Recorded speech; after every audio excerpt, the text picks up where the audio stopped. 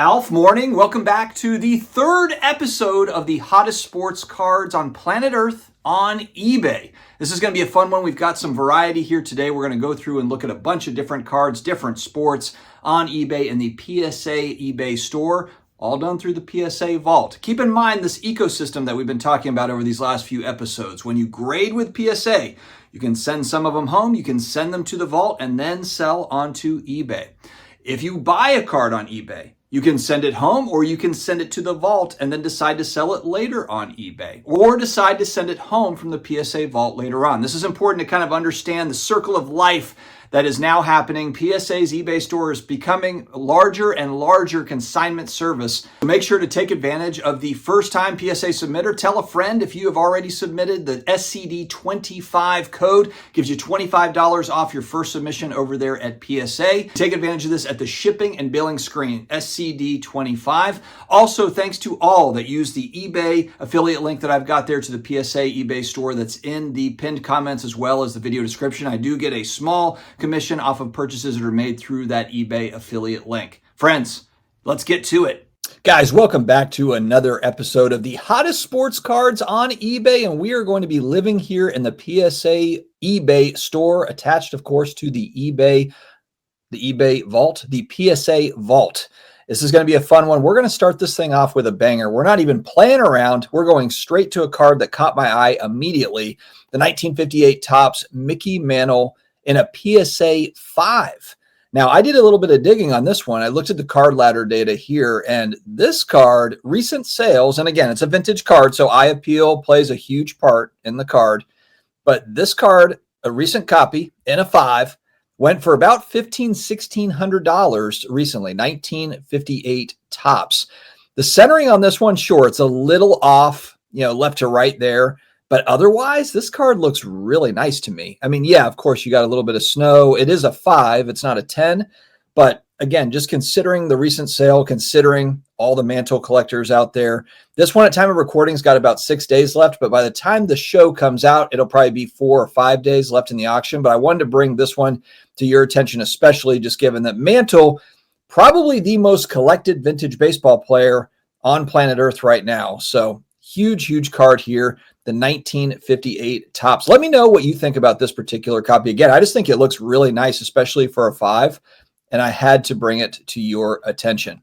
All right, let's switch over to the next card. We're going to be bouncing around a little bit here, guys. So we've got the 2023, the Prism, Silver Prism for the Victor Wembanyama. It's the rookie card in a PSA 10.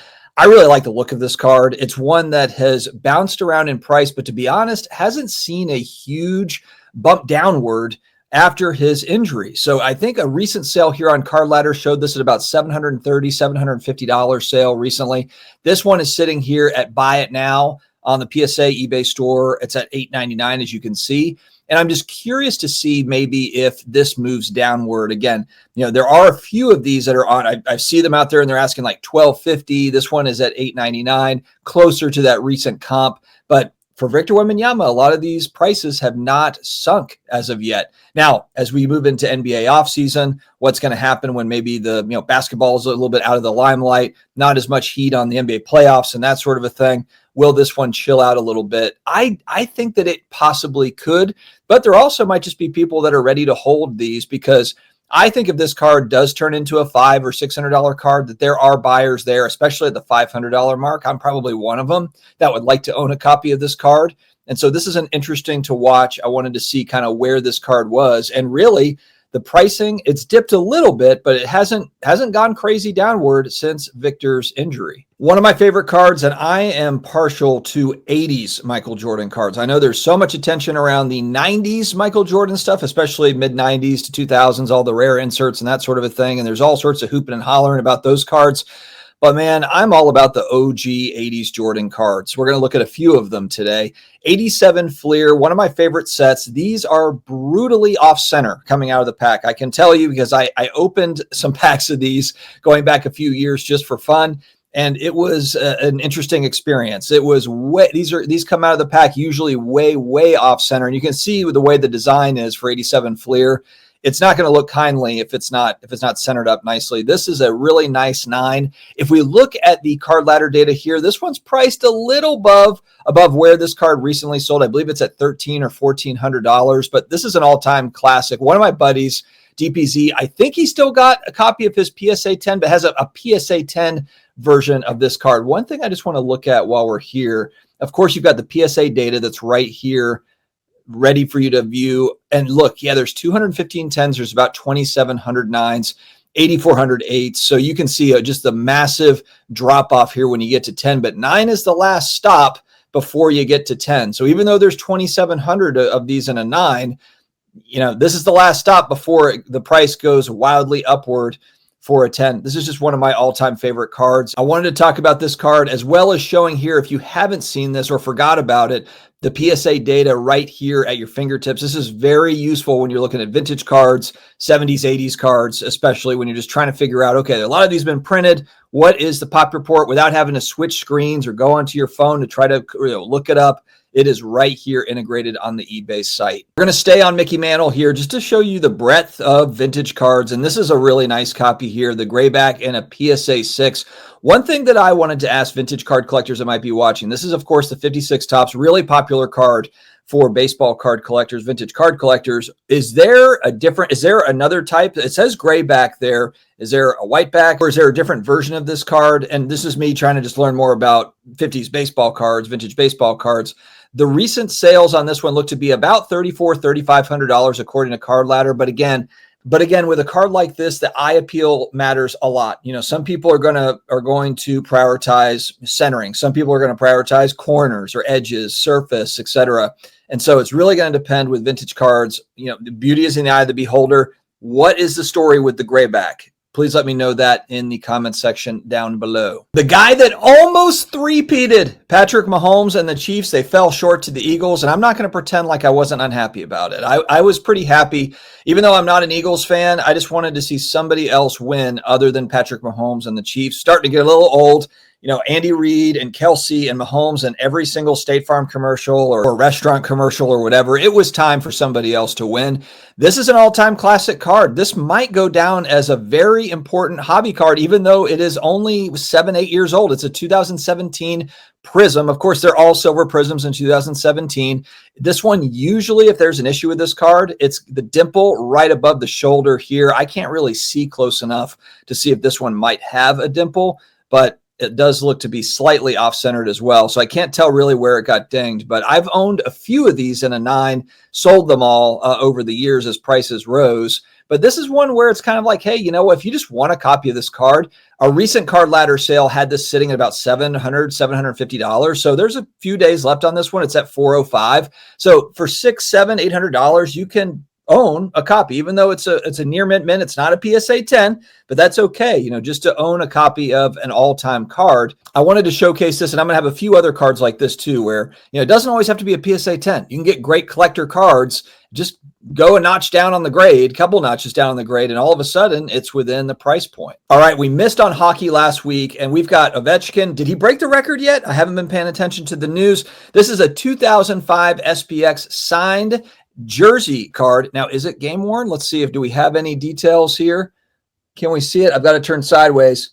Authenticity of the autograph of a jersey worn by Ovechkin in a photo shoot. So it is from a photo shoot. Still a really cool card. I think it might be a sticker auto. Yeah, it does look like it is a sticker auto, but it is 20 years old going back in time. It is a rookie card for Ovechkin.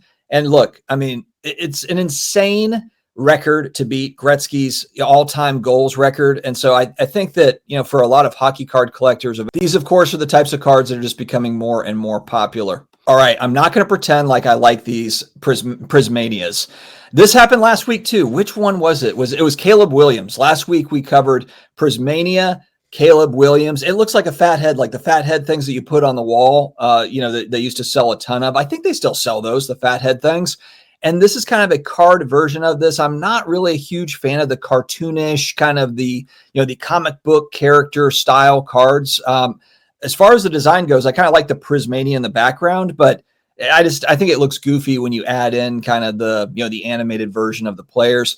But Doesn't matter what I think. Look at this thing with 3-4 days left, $530 and counting here. And this is a PSA 8. It's not a PSA 10, still commanding some pretty huge money, the Prismania insert. All right, over the last couple of weeks, we showed the Mickey Mantle version of this card. It's the 68 Topps, but this is the Willie Mays. This is Willie Mays. It's in a pretty high grade for 68 Topps, PSA 7.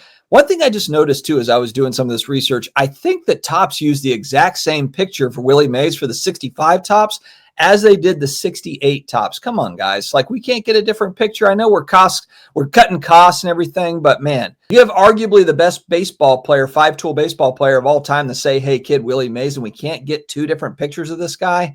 Anyway, I love the bordering. I love the design of these 60s baseball cards. I like them almost, if not as much, as 50s baseball cards. This one is in a PSA 7 sitting at $41, and there's 4 to 5 days still to go. All right, an all-time hobby card, important hobby card. It's the 86 Fleer Jordan number 57. I wanted to pull this one up because I was trying to figure too kind of what is the floor for a card like this. And this one is in fair condition, 1.5, PSA 1.5. You can see it's pretty beat up. To be honest with you though, if I look at the centering on this card, it actually looks pretty good. The centering looks really good. It's just that the corners are wiped out. Hey, at least you know that you don't have a trimmed copy. I do think I can see what looks to be a crease right here coming from the ball. Yeah, okay, net to the ball. Okay, a couple of creases. So it is a beat up, it's a banged up, run over by a truck copy of the card. But again, it falls into collector card bucket of like, man, this is an 86 Fleer Jordan. I know some people are going to say, no, it's not the same as a 52 Topps Mantle. And I understand it's not as old and it's not probably as rare as a 52 Topps Mantle. Not that 52 Topps Mantles are super rare, but this is an all-time classic hobby card. So this one is listed. It's running at auction, and it's about $2,000 for that first bid. But that's probably kind of the floor, is that $1,500 to $2,000. I mean, I just don't know. Does a one go for $1,000 for an 86 Fleer? Maybe it does, but I just feel like this is such a great card. This is a card that I will own at some point.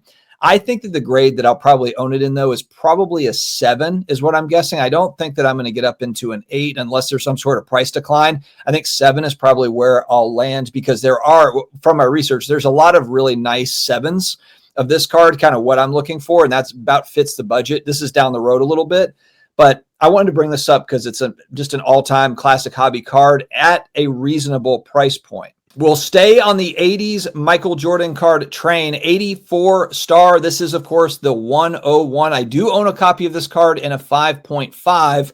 And you can see here that it's got a very thick top border. This is pretty common, and this is what really hits these cards. This one actually looks really good. Otherwise, you can see the bottom left corner. I mean, the corners are there's some white on the corner, but really where this thing gets whacked is the centering. It's, right to left, it's off. And then top to bottom, it's off as well. There's some edge issues, but it's still a really nice copy for a 5. It is sitting here at buy it now at 20. It's sitting and not selling at 24,000 and change. And so maybe there's some room on a card like this. I think there was one that sold recently, a 5 that sold right in this price point, or maybe it was a 6 that sold right in this price point. But the reason why I want to pull this up, it's kind of similar to vintage cards when you're looking at, eye appeal and which copy is the right copy for you. And for these cards, it is really the case. For Star, the variance in condition, it can vary greatly. And so it's kind of just boils down to, which copy is the copy that you want to add to your collection. And it might be a 4 and it might be a 7. There's some really nice cards in that mid grade, that are in 5s and 6s that are, not 6-figure cards. So anyway, I wanted to show this one as we are showing a lot of the 80s Jordan cards. All right, Michael Jordan. Who is Michael Jordan? We don't care about him. We only care about possibly the best basketball player on earth right now playing, and it is Nikola Jokic. The Denver Nuggets, can they get over the hump for a second title? This is a very popular card. I think there's kind of that color match thing going on here. It's a pretty decent picture of Jokic. I know it's, it looks a little bit awkward the way that he's kind of laying up the ball, but if we go back in time, Prism now, when you look at all the different parallels that are out there, if you go back to 2015, there's nowhere near as many parallels as there are today. This one is the light blue version. It's numbered to 199. It's in PSA 9 condition. And this one is sitting at $3,500. Buy it now. which is right on par with where there's a recent sale at about $3,200 for this card, and a PSA 10, it's about a $9,000 card based on recent sales. This is a popular Jokic card because it's semi-available. There's 199 of this particular color parallel. Plus, it's just a great looking color match to the jersey. And so I wanted to pull this one up, especially the guy just scored 60. I think it was a triple double that he pulled off with 60 points. I mean, he's a wild man. Like, it's a complete phenomenon. It makes no sense. He just looks literally like he just got off the farm and goes out, plays basketball. He's not super flashy, but he does have kind of trick plays and great kind of no-look passing. It's wild to watch. Him and Jamal Murray there for Denver are just a very interesting duo to watch. And it'll be interesting to see, can the Nuggets pull off a second title? And it's a weird time for basketball too, because it's always like, oh, big men in the hobby. They don't, nobody cares about big men in the hobby. Just look at, guys like David Robinson or Tim Duncan, or, people just don't pay up for those. But their games were a lot different than Jokic. Jokic can bury threes. Jokic basically plays like Magic Johnson, but he's, I guess, a center. It's really wild to watch. But it's just a different time in basketball where I do think that, and it's just me speculating, I think guys like Jokic, even though they're big men, because they have all the tools that they have, I do think that their cards are going to hold up more so than some of the great bigs from the past. But let me know your thoughts in the comments on this card, because I just think it's a beautiful card. I missed out on these going back in time when they were, quite a bit less expensive. All right, and we'll end here with a modern baseball card, very new. This guy, Mackenzie Gore, threw 13 strikeouts on opening day. I thought this was just kind of an interesting card to pull up. 2022 Topps Chrome update. It is numbered out of 10. Card is a PSA 10. The autograph is authenticated. But I just thought it was a great looking card. And I figured with Paul Skeens and all these guys, it's all of a sudden, it's the year of the pitchers. It's all about pitching now. Forget about hitters. Forget about power hitters. No.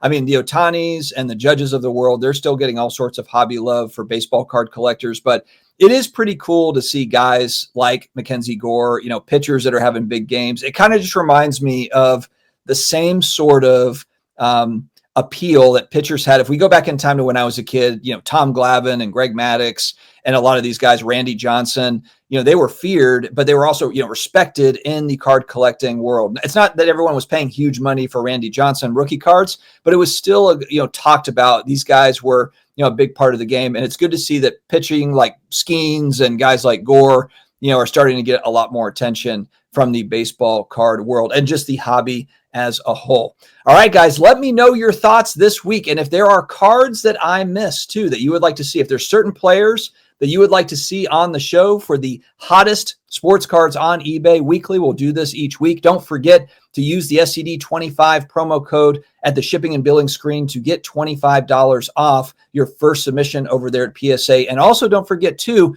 the ecosystem that makes up the PSA grading facility, the vault, and being able to sell on eBay. It all works together. And especially when you're grading with PSA, I just had an order where I sent about half the cards home, and I've got half the cards that are going to the vault so that I can easily sell them later without having to ship everything everywhere and have to deal with all of it. It just makes everything so easy. Friends, have an amazing day ahead. Stay healthy, stay awesome. I'll talk to you again later.